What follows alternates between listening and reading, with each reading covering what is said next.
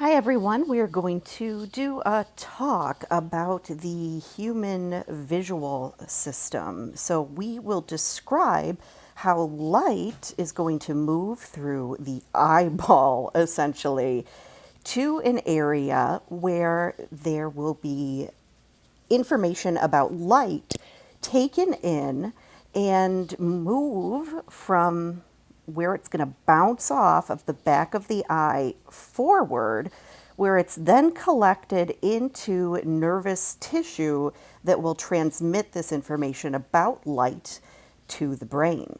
So let's get going. If you recall, the eyes sit in a bony structure referred to as the orbits, plural. So those are two holes in the skull, and they hold the eyes, which are encased in this fatty exterior. You can see some of that fat here. And you'll see this mix of fat on the outside, and then inside, like here in this blue, you see more fibrous material.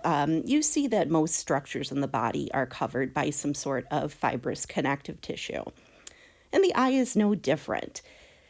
Also associated with the eyes, and we'll take a look at this on the next slide, but we have some different muscles. We've got, luckily, they're named for where they're located anatomically, and then also the variety of movements that they make. So we've got the superior rectus up at the top. We've got the inferior rectus down at the bottom of the eyeball. And then also associated with this, we have the inferior oblique muscle. And if we think about the obliques, like in our torso, they are moving the torso to the side. So they're alongside the superior and inferior muscles, but they're going to do more curving or sideways types of movements. Then we can see the tendon of the superior oblique there at the top, and we'll talk about that on the next slide. Some other accessory structures associated with the eyes are the lacrimal glands and the ducts that connect the lacrimal glands to the eye that's evident to others. And lacrimation is referring to the production of tears, which are continually developed in healthy circumstances to lubricate the eye so that the structures remained intact. So there's a bunch of different structures associated with the lacrimal glands, which are physically producing tears, and then they can move down various pathways that we call canals to make it to the eye, and then they can also flow out of the eye area, like down into the nasal areas. Some other things that are mentioned on here, the canthi. So we have a medial canthus, which is on the innermost portion of the eye, and a lateral canthus. So there are these little openings in the tissue that essentially demarcate the opening of the eyeballs. There's a fun beauty measure in the anatomical features associated with classical beauty, and one of them is called the canthal tilt. So there's a mathematical formula to determine the maximum canthal tilt so that attract a mate. Pretty fun. All right, so as I promised, some muscles of the human eye are here. So let's see if we can't look at them. So I'm going to make this a little bit bigger. So I mentioned that superior is a term that's referring to the anatomical location of the muscle, but also the movement that muscle can engage in. So the superior rectus is involved in moving the eyes up, so you can look up above you, whereas the inferior rectus is associated with downward vision, so you can move your eyeballs down. And it's also inferior or below the superior rectus. Lateral means towards the side. The lateral rectus is looking outside, so towards the side of your body, so to the left if it's your left hand, or to the right if it's your right hand. So that's an outward movement. that you'll also hear referred to as abduction or abduction, so moving towards the outside. If you think about those old school butterfly, thigh master types of exercise machines, when you move your thighs laterally, so out towards the side, that's your abduction, abduction, whereas when you bring the thighs together, that's our adduction or adduction. So the lateral rectus, outward movement or abduction, whereas the medial rectus, medial means towards the midline, that's going to move the eyeball to look inner, so towards the bridge of the nose. And again, that's your adduction. Adduction, abduction. All right, and then again, just as we have the torso that moves the rib cage, to the side, if we think about our torso here, there's a navel. So the oblique muscles run this way, and they can move, the torso in these C shapes, this way or that way. And that's what we see the oblique muscles doing in the eye. The inferior oblique moves the eye this way, so in an upward and outward movement, so we can make that turn there, whereas the superior oblique is downward and outward. So that would be to move the eyes around in a circle, and obliques are referring to, again, the location of them and then also the movement. This is just a different view here showing you the different muscles, and then also we can see a better view of the obliques and how they are running really perpendicular to the recti muscles. Again, another associated accessory structure of the eye is the lacrimal apparatus. So all the parts together are referred to as the apparatus, and you'll see that term a lot in anatomy and physiology. So this apparatus includes the glands, the sacs, which can accumulate some tears, and then also the various canals through which they flow. So if you look at this picture here, we can see the lacrimal gland located in the upper orbits or the eyelid area, and it's connected through these small little canals. And the Latin term for canals is canalis, which is how we get this term canaliculus, which is so fun to say. One small canal is called a canaliculi, or multiple are called canaliculi, and one is a canaliculus, which means minute or small canal. So we have, again, the lacrimal duct connected through, or gland, going through these little ducts, these excretory ducts, and excretory means movement of things outside of the body, so from the inside to the outside. So tears are produced, and they're not going into the bloodstream, they're going onto the surface of the eye to lubricate it. And they'll flow along the eye with gravity into this canthal tilt, this medial area, and then move through a variety of ducts here. So these lacrimal canaliculi, so these minute canals, flow into the lacrimal sac, which is between the nasal bone and the orbits. And then we get tears flowing down into these areas of the sinus. If you've ever noticed, like when you're crying really hard, not only are there tears coming out of your eyes, they're also coming out of your nose. You might need to go get a tissue to blow your nose. That's because of the increase in tears that are produced. That would be in sympathetic outflow. You have an increase in tear production. That's why you cry when you're stimulated, when you're sad, when you're out of homeostasis.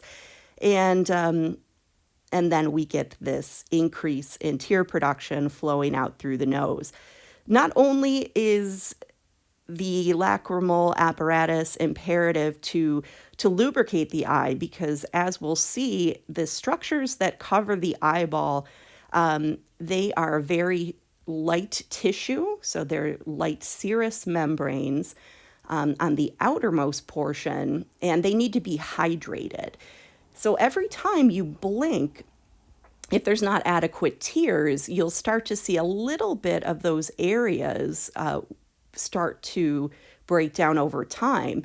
If you've ever seen an older pet, for example, in the dark or with flash photography, where it looks as though their pupils are mirrored or their eyes are mirrored, that is because of a degradation of tear production as they get older. So every time they blink, they're wearing away a little bit at that material. So it lubricates the eyes so that we have structures intact. But as I mentioned with pets, same thing with humans. Tear production does go down with age and with certain pathologies, but definitely with age at the same time that we're losing the integrity of the tissues. It contains a mix of mucus, various antibodies that are there to tag destructive substances so they don't get into the functional tissue of the body, and lysosome, that is, or lysozyme, that's not lysosome, like the part of the cell that digests things. Lysosome is a non-specific bactericidal enzyme. So if it's bactericidal, that's like homicidal, and homo is referring to Homo sapiens or humans. So bactericidal means that it kills with impunity bacteria. It doesn't matter what kind of bacteria it is. If it comes into contact with it, it will hopefully kill it. So it's part of our innate immune system to help keep us safe. So the lacrimal apparatus, production of tears, flow of tears in the eye area. All right, on this slide, we see the conjunctiva. So the conjunctiva is a connective tissue on the outside of the eyeball, but also it lines the eyelids. So let me talk to you about that very quickly. So we'll start here in the middle at the level of the conjunctiva. So there are two basic structures to the conjunctiva. So at the center of the eye, we have the cornea here, and then covering the cornea, it's a very thin serous membrane. So covering the eyeball itself is a part of the conjunctiva called the bulbar conjunctiva. So it physically covers the cornea and the sclera, the white parts of the eye. And then the conjunctiva folds up, creating this little sac in the fold called the conjunctival sac, where things can get stuck, like contacts or dirt or hair or eyelashes, which always happens to me and is the absolute worst. But that little sac there collects tears, collects things, collects contacts, whatever there is. But what that also does is create a barrier to the deeper places in the orbit. So we don't have things going back, behind the eyeball and getting lodged in the muscles. We have this sac that only lets us have access to the front of the orbits or the scleral regions. So that little sac forms after the conjunctiva covers the eyeball, and then it moves to line the inside of the eyelids. And the eyelids are referred to as the tarsal plates. It's a fun term. And the tarsal plates, these eyelids that we have, they're an interesting tissue. They're made up of a connective tissue, and they're very lightly vascularized. So they don't have a huge amount of blood supply there. And because they're only thin to thicker connective tissue, there's not a lot of fat in the eyelids themselves. So really they are filled with blood or oedema, which keeps them full of structure, essentially. So the conjunctiva, they line the eyes, they create this little sac, and then they line the inside of the eyelids. So we refer to those as the palpebral conjunctiva, and the part that lines the eyeball itself is the bulbar conjunctiva. And that bulbar conjunctiva, again, connecting to the sac, and then the palpebral conjunctiva on the superior side, in the same way that it does on the inferior side, it terminates in the eyelashes. And the eyelashes have an interesting gland associated with them. It makes their own oil, which we refer to as sebum in the body. And in addition to making the specialized sebum, which makes the eyelashes have a general softness or conditioning to them. It also forms this thicker substrate, which forms a thicker barrier over the tears themselves, so that we get the prevention of the evaporation of tears as they're produced and released onto the eye because of the specialized oil secreted. And because oil and water don't mix, it essentially sits on top of the salt water that makes up the tears and prevents their evaporation and the eye's dehydration. So the eyelashes and then their requisite glands form the end of these palpebral structures, so the eyelid structures. All right, one other note, this little piece, the piece that you can see, so this open portion of the conjunctiva, where you can view the iris and then the sclera. So the open portion between the eyelids, lined by the conjunctiva, is referred to in this picture as the palpebral fissure, so the opening between those. And a fissure does mean like an invagination or a space between something.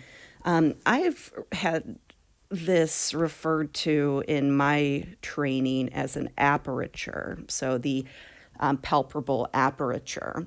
But whether or not you call it an aperture or a fissure, that is the space between the end of the eyelids and the visual portion of the eye. Just a little note for pathology later, generally you don't see the sclera above or usually below the iris. So meaning when you're looking at somebody, you shouldn't see the whites of their eyes above and below the iris, or you can do that in the mirror. You can force the eyes to bulge out, which we'll see in a second, but usually when we see some changes to the whites of the eyes and what we would normally see, that's telling us that there is an ocular motor issue in some cases. So the eyelids are unable to be kept open for too long in some cases, or with things like hyperthyroidism, you can see a bulging of the eyes. All right, so that being said, let's just go through the last things here. We have the eyebrow, and the eyebrow is associated with the upper eyelid. So that's where they sit. And if we follow this here, if this is an eyebrow, we can see that there's some connection between this muscle, this orbicularis oculi muscle, which you also see down here. We see this eyebrow innervation go to the muscle called the levator, and levator means to move up, palpebrae, which means referring to the eyelids, superioris, which means above the muscle. So this is the muscle that elevates the upper eyelid, which includes, in this case, the eyebrows. So that contributes to the face showing emotions like sadness, happiness, shock. And also you can control just one if you isolate it and are able to lift one eyebrow and not the other, and vice versa. So the levator palpebrae superioris is the movement of the eyelids upwards. And that lets you know if we've got upwards taken care of, we've got downwards we need to work on. So the orbicularis oculi muscles, there is one up here and there's one down here, and these muscles work to close the eyelids. So orbicularis oculi close the eyes, levator ones elevate them. And the levator ones, we call them extraocular muscles, meaning they're not on the eyeball themselves.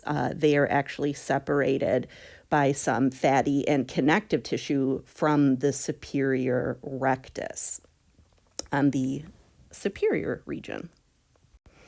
All right, so here are the structures of the eye itself. So this is a sagittal section going through the eyeball, and we'll talk about each of these various pieces, but we will separate it into segments. We have an anterior and a posterior portion of the eye. So we'll be referring to this anterior portion. It's going to be in front of this lens, where we're going to also have a more posterior portion of the eye behind the lens. We have a variety of layers, and the way we say layers in the body is tunics. Just like you put on a tunic, a shirt, a tunic is something you pull on, and you can put on multiple tunics if you want to, multiple sweaters or shirts.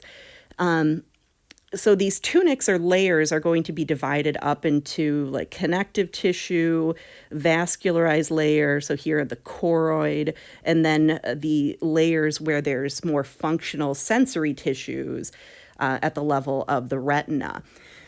And so we have these anatomical structures of the eyes and its own vasculature, which we'll mention.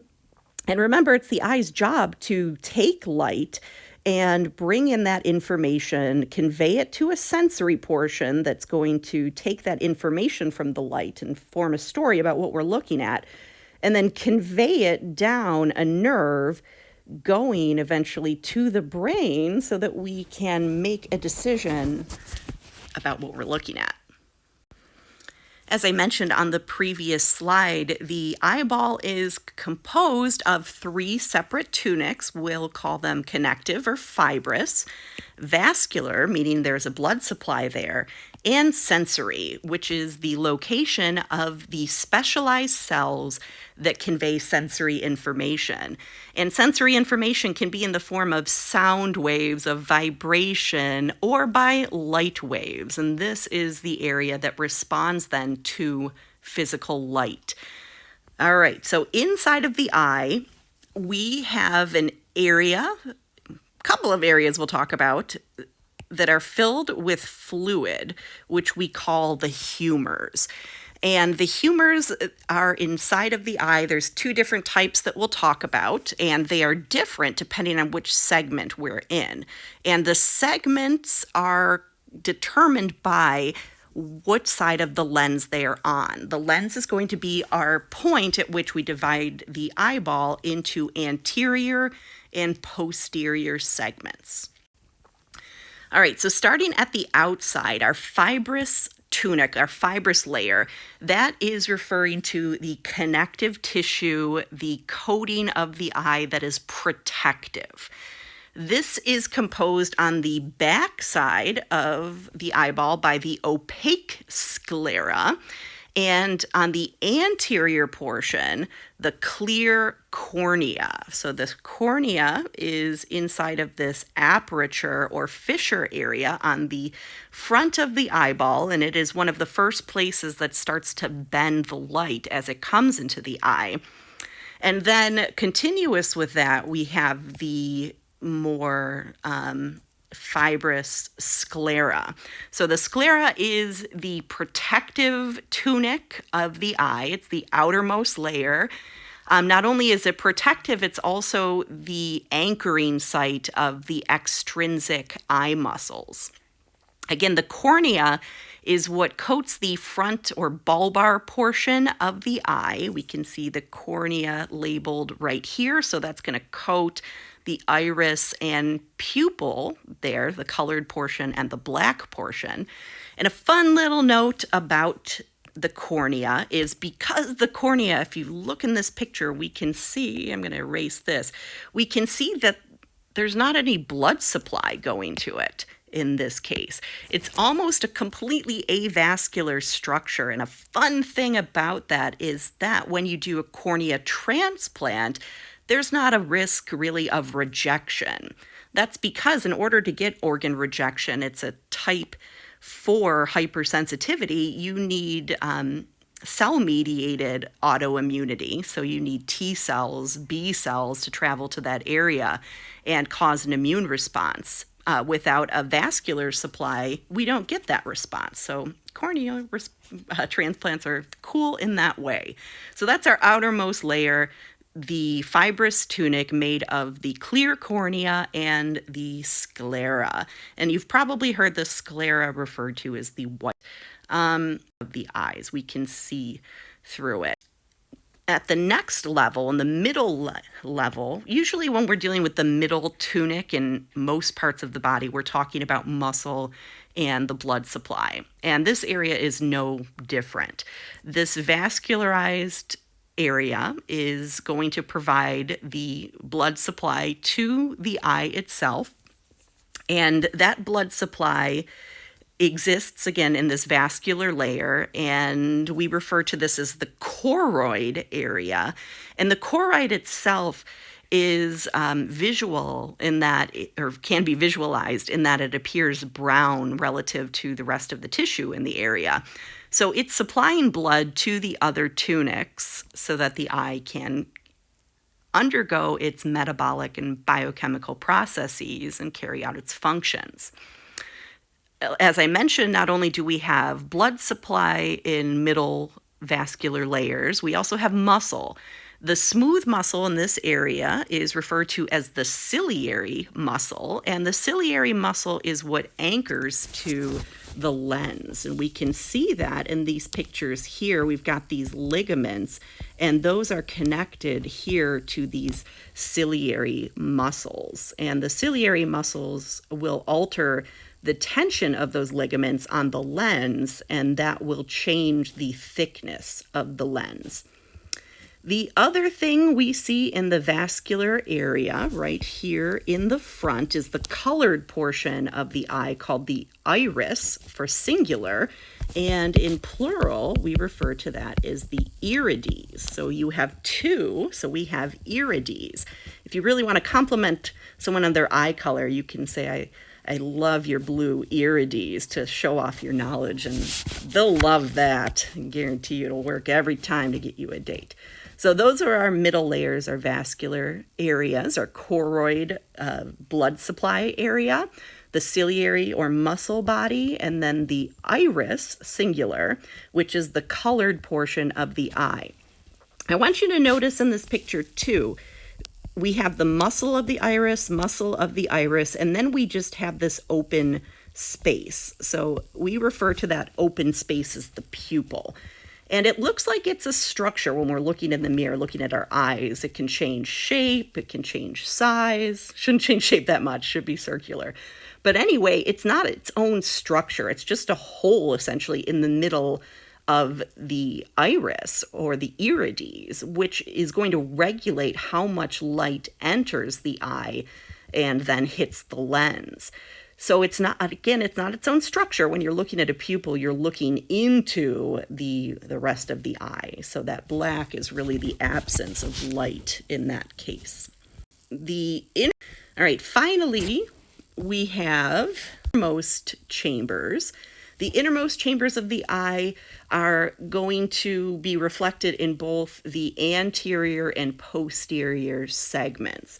So this is giving us a close-up of the front of the eye, the anterior portion, and then the posterior portion, which sits behind the lens.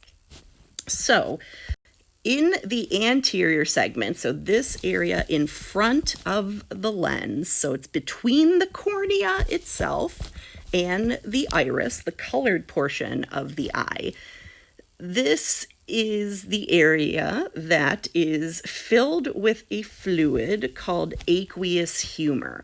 And if you've ever done an eye, they're so gross, an eye dissection, the first thing you do is cut off all this fat on the outside of the eye. So they just hand you this yellow ball, which looks gross. It's like a golf ball that's been hidden underwater and has developed this like sludge on top of it for a while. So you have to cut off all this fat, and then you have to cut off the connective tissue. And you're like, ew, gross. That's what I was like, at least. And then the next part of the dissection is you take these scissors and you cut through the lining of the anterior portion of the eye. So you kind of hitch your scissors right into the sclera and you cut it open. And the first thing you'll notice, and you can't ignore it because it's going all over the place, is this thin, watery fluid that just falls out and goes right onto the tray with your instruments on it. And that is what we call aqueous humor. Aqueous. And it's called aqueous because it's watery, it's thin. And the aqueous humor is there to essentially hold all of the structures in front of the lens in place, keep them in their relative anatomical location, secure the lens against the posterior portion of the eye, and then eventually drain out of this fun-to-say structure called the Canal of Schlemm. What a great name. That person named it after themselves. So it is constantly being produced, this aqueous humor, and it flows out of the glands that produce it, travels out from the lens, and then moves on through the front around the iris, and then eventually clears out of this canal of Schlemm, and then moves down into these lacrimal sinus areas. So technically this area in front, so from the cornea to the iris, is the anterior portion of the anterior segment. And then between the iris and the lens, it's this very small area where there's not a lot besides just fluid. That's considered the posterior portion of the anterior segment, so the back of the anterior segment. And the aqueous humor, again, it keeps things in place. It supports the structures. They need to be hydrated. It delivers nutrients to them. And it also acts to remove waste. So as wastes are produced in an endogenous way, or if they enter the body, they will be put into the tears and then drained out of the canaliculi and canals out through the sinus cavities in the nose. The posterior segment is the area behind the lens. Back to my, my dissection story. So as I mentioned, when you dissect the eye, you take off the fat that's out here, take off the fibrous connective tissue, and then you make a cut with your scissors right here. And you cut off all this area, and all that fluid drains out, and you're like, ew, gross, yuck, now it's all over my clothes. Then you can actually take out the lens, which is pretty thick. It actually looks like a weird contact, and you can see what a cool structure it is and feel that it's a little bit fibrous, it's a little bit firm, but it's also got this jelly-like structure, kind of like if you peel a grape, it looks like the inside of that, but it's not as squishy. It's more similar to a jelly bean, like a nice fresh jelly bean. That's what the lens feels like, even in a preserved tissue. So anyways, the lens falls out, and then you've just got this, like eyeball with some more connective tissue on it. So then you cut that apart, and out is going to come the next layer of humor, which is not aqueous, it's called vitreous humor. And you might know the word viscous, right? So that's referring to thickness. So vitreous humor is a thicker fluid. When you cut open this part of the eyeball, the vitreous humor actually plops out like a Jell-O shot or a piece of gelatin from a mold. It's really thick. It's super gross if you like that kind of stuff, but it's so much thicker. It's not watery. It is gelatinous. It is a gelatinous layer. You can pick it up and you can touch it when you take it out of a preserved eye. You can throw it at your friend. You'll get in trouble, but don't do that. But you could if you wanted to. And it's so thick because its job is to not only contribute to keeping the lens in place and all those structures intact, but more importantly, it acts to hold everything back against the back, essentially, of the eye. The area of the eye that we really need, because that's where our receptors are to see with, is called the retina. That's our neural layer. That's where sensory receptors are. So the vitreous humor works to hold everything against the retina, so that, or the retina, the pigmented layer behind the retina, so that these receptors are able to work. This vitreous humor contributes to the pressure inside of the eyes that we call intra, or inside of ocular pressure. So we will talk, if you're interested in other lectures, visit my YouTube channel and you can find some drugs that talk about the regulation of fluid in the eye in different diseases like glaucoma.